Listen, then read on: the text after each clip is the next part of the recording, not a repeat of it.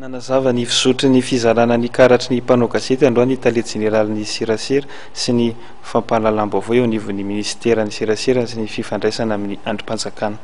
Noresahany ihany koa mandritra izany ny firosoan'ny famolavolana lalàna amin'ny feny Serasera eto Madagasikara.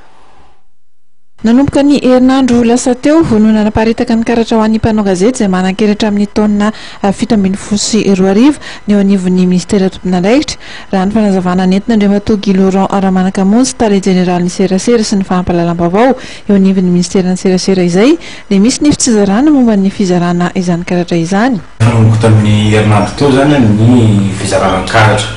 ka ny fandaminana amin'ilay izy isaky ny organe de presse zany no maka le karatra ty amin'ny ministera mba hialana am'le hoe fahaverezana ny karatra zany tsy ministera zany no zara fa ny organe de presse no mandefa olona ty maka an'le izy aty izay zany karaha ohatra ka misy olona zany manana solitenana mifaritra dia ny organe de presse ny aty zany no mandefa azy any aminazy ho an'ireo organe de presse tsy manana foibe eto Antananarivo dia amin'ny direction régionale zany no maka an'le karatra ka efa misorganiser zany eo amin'ny direction administrative et financière andefan'io androany any defa nomboka alefa le any amin'ny faritra zany. Anisan'ny fanamby lehibe miandry ny tontolon'ny Serasera malagasy ny famolavolana lalàna ny feny Serasera eto amintsika noho izany indrindra dia ao anatin'ny fanomanana ireo atrikasa momba izany ny ministera ny Serasera sy ny fifandraisana amin'ny andrim-panjakana. Mitohy hatrany ny fakana hevitra momba n'io code de la communication io ireo taorina ny tanantsirabe ny ona tamin'ny association des journalistes ny ona tamin'ny patron de presse dia zao mitety faritra efa vitany any Tomasina amin'ity herinandro ty ataony Anantsirabe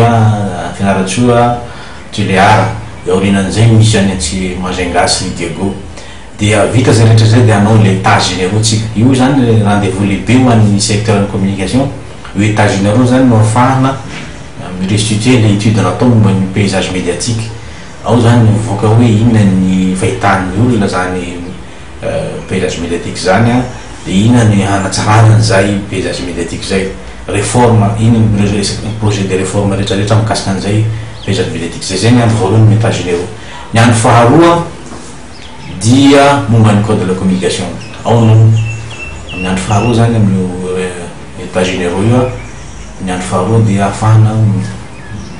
consolider zany hoe mamintana zay hevitra rehetrarehetra mivoaka tanatin'izay